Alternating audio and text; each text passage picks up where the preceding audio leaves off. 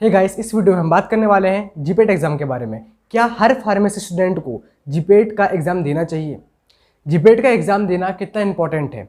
क्या इससे हमें कुछ बेनिफिट्स है या नहीं है? सो ऑल अबाउट इसी चीज़ के बारे में बात करेंगे। जीपेट का जो एग्ज़ाम होता है वो 500 मार्क्स का होता है, जिसमें 125 क्वेश्चन आते हैं। इसमें अगर आप क्वालिफाई हो जाते हैं तो आपको एक कार्ड मिलता है जिसमें लिखा हुआ रहता है आर यू क्वालिफाई, है ना। तो अगर आप इसमें क्वालिफाई हो जाते हैं तो आपको क्या मिलता है? एक गवर्नमेंट कॉलेज मिलता है एम फार्मा, जिससे आप कर सकते हैं।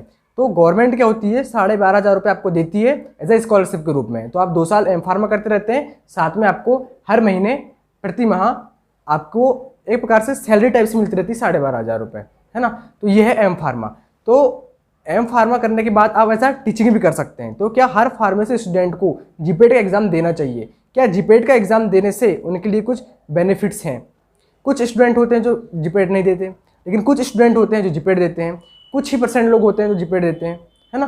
तो एक कॉलेज की बात करूं मैं, जैसे एक कॉलेज है पर्टिकुलरली जिसमें मिनिमम 100 बच्चे रहते हैं, तो उसमें कुछ % लोग ही जीपेट देते हैं, कुछ नहीं देते। तो जीपेट एग्ज़ाम हमको देना चाहिए। ऐसा मैं भी अभी 3rd सेमेस्टर में पहुंच जाऊंगा तो मैं भी जीपेट का एग्ज़ाम दूंगा, क्योंकि जब आप जीपेट एग्ज़ाम देते हैं तो आपका टेक्निकल नॉलेज इंप्रूव होता है, जिससे आपको आगे हेल्प मिलती है। आप जितने भी सिलेबस में जितनी भी सारी चीज़ें रहती हैं आप पढ़ते हो, 3rd same, 4th same, 5th same, 6th same, 8th same, उसके अंदर का ही जीपेट एग्जाम में पूछा जाता है। और वो हमें हेल्प करता है जब आप इंडस्ट्री में जाते हैं तो वहाँ पर आपको हेल्प करता है। तो हर फार्मेसी स्टूडेंट को जीपेट एग्जाम देना चाहिए और उसे क्वालिफाई करना चाहिए, जिससे आपका जो क्वालिफाई कार्ड रहता है वो आपको बहुत बेनिफिशियल होता है आपके लिए। तो अगर आप जीपेट क्वालिफाई कर लेते हैं तो आपके लिए अपॉर्चुनिटी बहुत ज़्यादा खुल जाती है। जब आप 8th सेम पार हो जाते हैं, जब आपका ग्रेजुएशन कंप्लीट हो जाता है, तो आपके लिए अपॉर्चुनिटी खुल जाती है। जैसे आपके पास जीपेट का कार्ड है, जैसे इससे आपको हेल्प मिलती है। जैसे आप पीएचडी करने के लिए जाएंगे, है ना।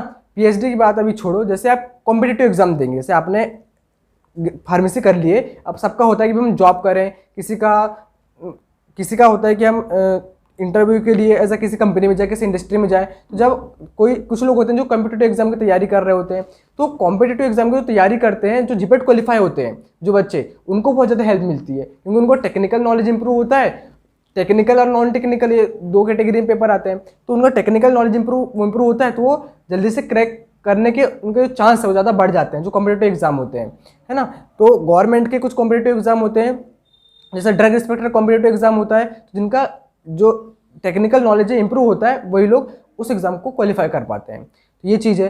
अगर आप जीपेट क्वालिफाई हैं तो आपके चांस बढ़ जाते हैं। जैसे पीएचडी है, तो पीएचडी में क्या होता है, आपको नेट देना पड़ता है, नेट एग्जाम देना पड़ता है, जिससे आप पीएचडी में आपका एडमिशन होता है। तो अगर आप जीपेट क्वालिफाई हैं तो आप पीएचडी भी उससे कर सकते हैं एम फार्मा के बाद, है ना। ये चीज़ है। और जीपेट के एग्ज़ाम देने से अगर आप जीपेट क्वालिफाई हैं तो जो एमएनसी कंपनी है, जब आप उसमें इंटरव्यू के लिए जाते हैं तो वहाँ पर एक अलग ही इमेज बनती है इंटरव्यू जो ले रहा है उसके सामने, क्योंकि आप जीपेट क्वालिफाई हैं तो वो समझता है कि यार ये बंदे को तो आधे से ज़्यादा चीज़ें आती हैं। तो वहाँ पर आपका आधे से ज़्यादा इंटरव्यू तो वहीं खत्म हो जाता है आपका, क्योंकि वो समझता है कि इस बंदे को हर प्रकार की चीज़ें आती हैं।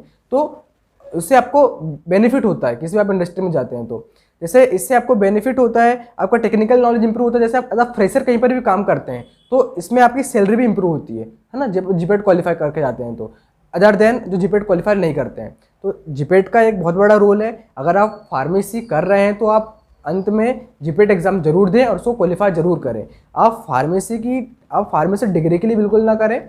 आप फार्मेसी कर रहे हो तो इसको भरपूर नॉलेज लेना है, हर प्रकार के ड्रग के बारे में सीखना है, क्योंकि ये जो फार्मेसी फील्ड है एज अ मेडिसिन के रूप में आधारित है पूरी। तो आपको हर प्रकार की चीज़ों के बारे में सीखते रहना है।